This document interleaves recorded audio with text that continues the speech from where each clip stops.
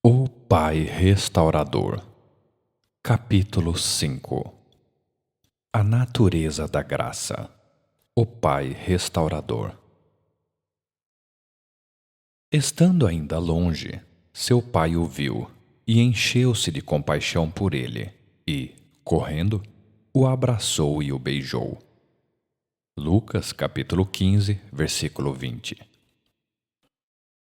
Nenhuma parábola recebeu tantos nomes sugeridos quanto a parábola do filho pródigo, e todos com certa legitimidade.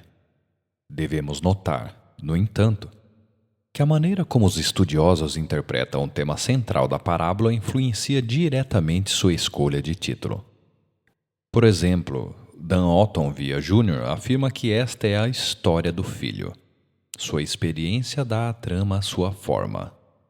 No filho pródigo, o filho não apenas estrutura a narrativa, mas também inicia a ação.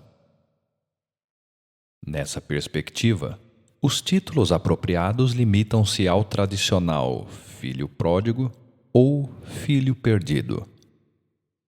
Títulos que destacam atributos do pai, embora descrevam corretamente suas ações, não identificam, segundo essa visão, o foco da parábola.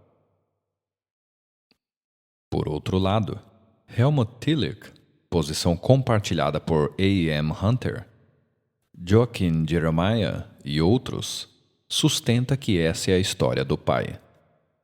O tema central desta história, portanto, não é o filho pródigo, mas o pai que nos encontra. O tema central não é a infidelidade dos homens, mas a fidelidade de Deus. Até aqui, neste estudo, utilizei com mais frequência o título tradicional ao me referir à parábola. No entanto, minha convicção pessoal é que o tema central da parábola é o pai e seu amor. Creio que essa interpretação é confirmada pela posição que esta parábola ocupa em Lucas 15, junto com a da ovelha perdida e da moeda perdida. As três compartilham certos elementos: perda, cuidado, encontro e celebração.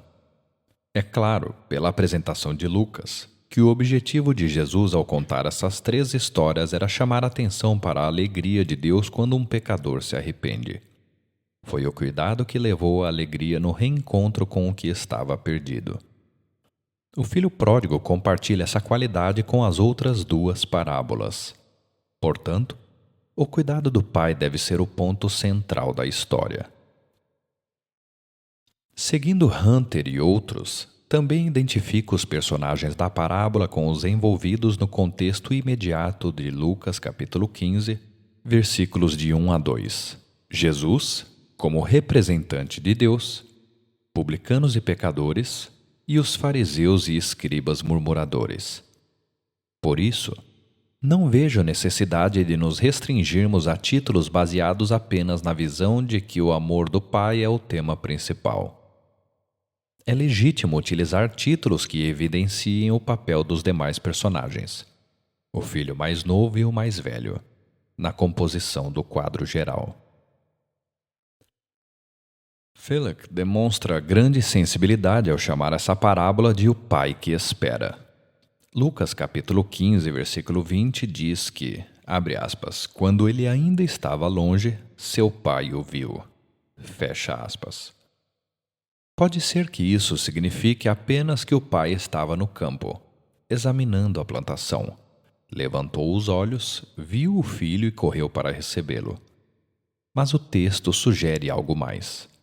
Por bastante tempo, o pai estivera à espera, observando viajantes pela estrada, esperando ver o rosto familiar do filho. Ele já tinha separado uma túnica em antecipação a esse dia.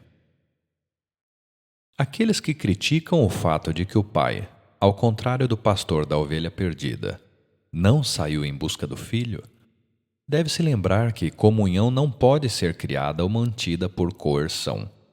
Contudo, apesar das limitações do que ele podia fazer por amor e desejo de comunhão, o pai não foi passivo. Ele estava ansioso, esperançoso, observando, esperando. O pai que esperava tornou-se o pai que correu. Viu e encheu-se de compaixão e correu. Tal pressa não era digna de um chefe de família. Por isso, revela a profundidade de seu amor. Mas ele não se preocupou com sua dignidade. Também assumiu um risco. Sua corrida poderia parecer indulgência, incentivando o comportamento irresponsável do filho. Além disso, corria o risco de ofender o filho mais velho. Ainda assim, ele estava disposto a correr esses riscos. Note a sequência dos atos. Abraçou e beijou o filho. Interrompeu sua confissão chamando os servos para trazer a túnica, o anel, as sandálias e preparar a festa. Nas suas ações, o pai representa a graça de Deus. Sua graça se manifestou, em primeiro lugar, num ato de compaixão, perda e aceitação. É importante lembrar que o perdão não significa que nenhum pecado foi cometido. Embora o perdão seja um ato de graça, ele é igualmente um ato de julgamento. E aceitar o perdão é reconhecer a necessidade dele. O pródigo estava certo ao dizer: "Não sou mais digno de ser chamado teu filho." Lucas, capítulo 15, versículo 21. Mas o pai, em seu amor, não aceitou essa avaliação, e nem a graça de Deus o faz. Mas Deus demonstra o seu amor por nós. Cristo morreu em nosso favor quando ainda éramos pecadores. Romanos, capítulo 5, versículo 8. Contudo, o perdão não era o objetivo primário nem final do Pai, nem de Deus. Havia um objetivo ainda maior, do qual o perdão era apenas um meio: a restauração. Assim, embora falte a qualidade poética de títulos como Pai amoroso, Pai que espera ou Pai que corre, esta parábola pode ser apropriadamente chamada de o Pai restaurador, um nome que representa de forma justa os objetivos do Pai nesta situação. Primeiramente, ele queria restaurar o filho ao relacionamento, comunhão consigo mesmo. Ele queria que o filho fosse reconciliado. 2 Coríntios, capítulo 5, versículo 19. Também desejava restaurar ao pródigo sua identidade como filho. A perda dessa identidade é descrita na parábola com as palavras perdido e morto, enquanto sua recuperação é expressa como achado e vivo. Seu pecado, como já vimos, foi o abandono do pai. O objetivo do perdão era restaurar a comunhão e a filiação. Mas a saída do pródigo havia resultado não apenas na ruptura do relacionamento com o pai. Ela também causou uma quebra na relação com o irmão. Assim, um terceiro objetivo do pai era restaurar a família. O pai estava tão comprometido com a reconciliação dos irmãos entre si quanto com a reconciliação do pródigo consigo mesmo. Provavelmente não há dor maior para os pais do que o afastamento entre seus filhos. Quanto mais deve doer ao coração de Deus ver separação em sua família. Esse objetivo, a restauração da família, explica por que os versículos 25 a 32 estão presentes na parábola. O contexto, é claro, exigia essa parte como resposta de Jesus às murmurações dos escribas e fariseus. Mas, mais importante ainda, não era apenas a relação entre o pai e o filho rebelde que estava em jogo, mas as relações dentro da família. A estrutura e a unidade da família haviam sido distorcidas e precisavam ser restauradas. O mesmo pode ser dito da Igreja como família de Deus hoje. A restauração dessa família e de sua unidade é um projeto válido. Falaremos mais sobre isso adiante. O significado da graça. Poucas palavras possuem aplicações tão variadas quanto o termo grego charis, graça. Basicamente, o termo denota uma qualidade pessoal, suavidade, encanto ou beleza, que produz deleite ou prazer. Dessa acepção básica derivam-se os vários significados atribuídos a charis no Novo Testamento. Ela pode significar boa vontade, benevolência ou a bondade que concede a outro algo que ele não merece. Em outras palavras, favor estendido sem levar em conta o mérito. Também pode ser usada para se referir àquilo que temos em nossas vidas por causa da bondade de Deus. Assim, Paulo escreve: por meio de Jesus obtivemos acesso, pela fé, a esta graça na qual agora estamos firmes. Romanos capítulo 5, versículo 2. E também: sempre dou graças ao meu Deus por vocês, por causa da graça que lhes foi dada em Cristo Jesus. 1 Coríntios capítulo 1, versículo 4. O termo pode ainda se aplicar à atitude e às ações dos crentes como resposta grata ao favor amoroso de Deus. Assim, Paulo pode se referir à generosidade dos crentes macedônios, que ajudaram os judeus atingidos pela fome, como charis, graça. Em resumo, graça descreve o próprio ser de Deus, como dizia Martinho Lutero. Graça é aquilo que Deus é. Graça também descreve a ação de Deus a partir do seu ser mais profundo. Pois a graça de Deus se manifestou. Tito, capítulo 2, versículo 11. Graça é soberania rendida. Por fim, graça descreve o fruto da ação de Deus na vida humana, à medida que provoca nos que a recebem uma atitude de gratidão. O filho mais novo não podia merecer o caminho de volta. Ele não era digno, e ele sabia disso. Ele foi recebido exclusivamente com base na graça. Mas, uma vez recebido de volta, uma vez restaurado ao status de filho, ele precisava viver a vida de um filho, em administração fiel. A liberdade da filiação, agora recebida como presente, ainda assim significava que ele precisava ser responsável. Aplicado à vida dos crentes hoje, este é o fundamento da ação ética cristã. Religião é graça, ética é gratidão. Talvez precisemos nos lembrar de que o pai ainda era capaz de dar ao seu filho. Ele não podia mais dar a herança, isso já havia sido repartido. Mas a renda da terra permanecia sendo dele até a sua morte, e disso ele ainda podia dar ao seu filho mais novo. Até agora falamos sobre o pai que espera, o pai que corre, o pai que restaura. Mas agora o foco se volta para o irmão mais velho. E se fosse ele quem estivesse olhando, esperando, correndo? A atitude dele foi de indignação, ao saber da recepção calorosa dada ao irmão mais novo. Ficou irado e não quis entrar.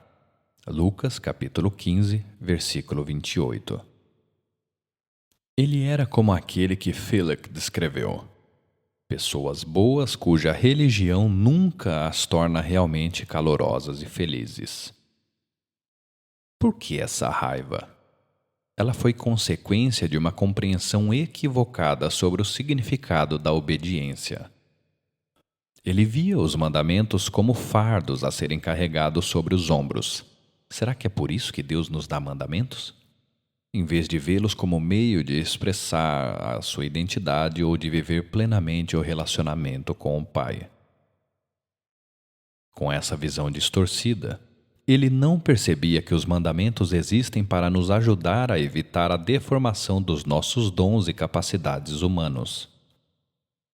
Talvez ele até invejasse a vida de festas, mulheres e prazeres que o irmão, entre aspas, aproveitou.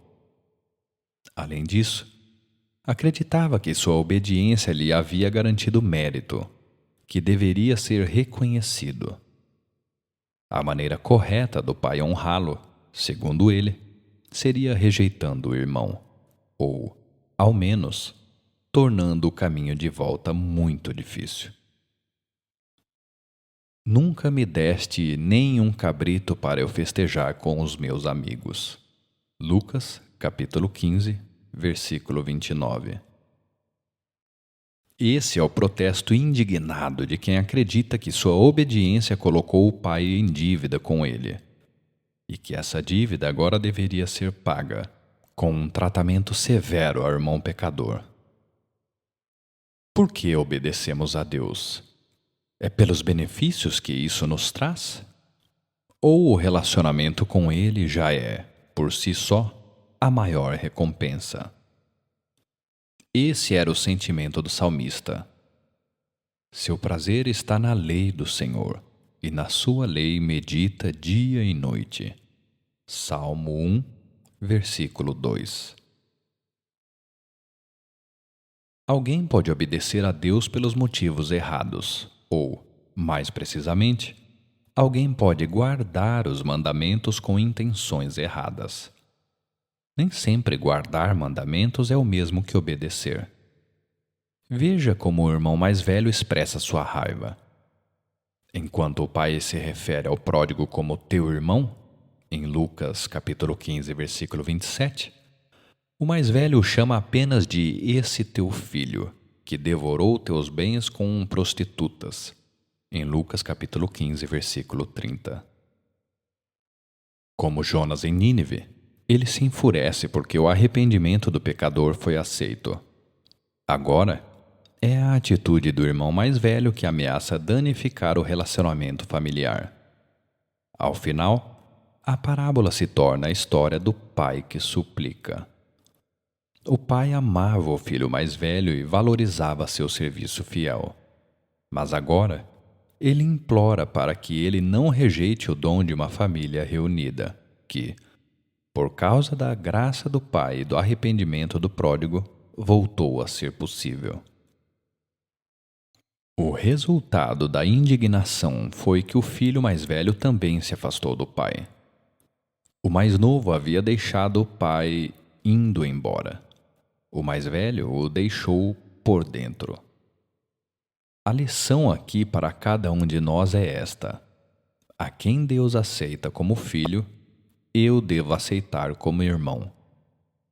Se eu não sou capaz de me alegrar quando o pai se alegra, ou de me entristecer quando ele se entristece, meu coração está batendo fora do compasso do coração do pai. O irmão mais velho estava se fazendo de estranho na própria casa que iria herdar, o que leva Philip a observar: que coisa miserável é chamar a si mesmo de cristão e, ainda assim, ser um servo rabugento na casa do pai.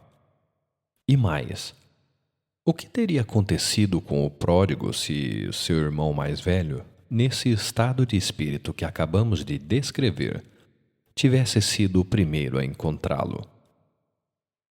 A culpa que o irmão mais novo sentia teria sido amplificada. Qualquer sentimento de esperança que ele ainda tivesse teria sido jogado ao chão. E, quando o irmão mais velho terminasse com ele, provavelmente ele teria continuado pela estrada abaixo, cada vez mais para baixo. Cada um de nós precisa estar ciente de que nós somos o irmão mais velho de alguém. E é nossa tarefa, quando essa pessoa vier até nós, garantir que ela chegue até o Pai. O falecido Jack Sutton costumava contar a experiência de uma jovem divorciada, ansiosa para reconstruir sua vida após o trágico fracasso de seu casamento. Certo dia, ela visitou uma classe da escola dominical, onde um professor sincero, mas mal orientado, expressou a convicção de que realmente não há esperança para pessoas divorciadas. E foi com esse sentimento que a jovem deixou a igreja naquele dia.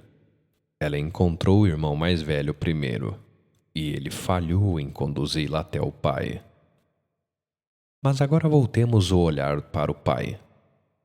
Poderíamos muito bem dizer dele: a graça era aquilo que o pai era. Basta que paremos por um momento para imaginar como seria a cena se as ações do pai correspondessem à imagem que muitas vezes se faz de Deus. O pai, ao ver o filho se aproximando, se retira para dentro de casa, tranca a porta e assume uma postura de indiferença, enquanto o filho, em lágrimas, suplicaria do lado de fora por entrada e reconciliação. Depois de um intervalo considerado apropriado, ele finalmente destrancaria a porta e permitiria que o filho entrasse.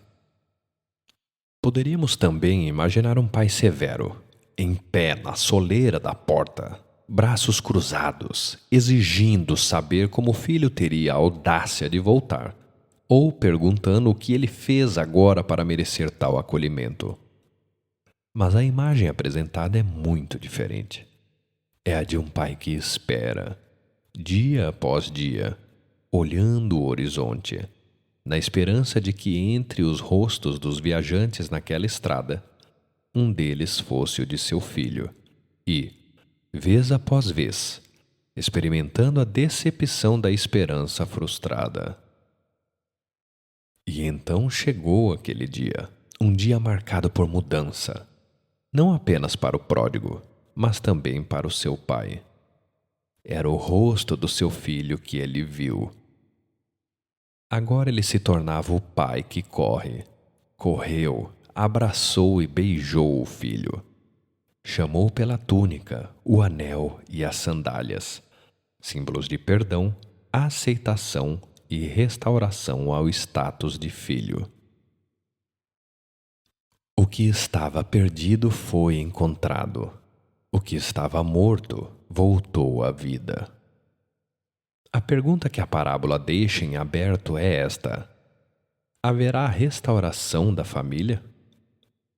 A parábola termina com o irmão mais velho sentado na cerca do curral, indignado com a recepção que o pai deu ao pródigo. Devemos então perguntar novamente: onde Cristo se encaixa nesta parábola? Aqui precisamos distinguir dois contextos. O primeiro é o contexto original em que Jesus contou a parábola, conforme registrado no terceiro evangelho. O segundo é o contexto da igreja quando essa parábola foi colocada por escrito por Lucas, contexto pós-Páscoa e pós-Pentecostes. No contexto original, Jesus se encaixa na parábola de duas maneiras. Primeiro, ele reivindicava a autoridade para falar em nome de Deus. Ele havia sido criticado por se associar a pecadores. Em sua defesa, ele contou a história do Pai amoroso, que é Deus. Assim, o simples fato de contar essa história já era uma afirmação cristológica. Eu posso falar sobre Deus. Além disso, Jesus demonstrou em sua própria vida a compaixão e o perdão de Deus. Mas, se é pelo Espírito de Deus que eu expulso demônios, então chegou a vocês o reino de Deus. Mateus capítulo 12, versículo 28. Ele comia com pecadores. Ele buscava os perdidos. É exatamente disso que se trata o reino.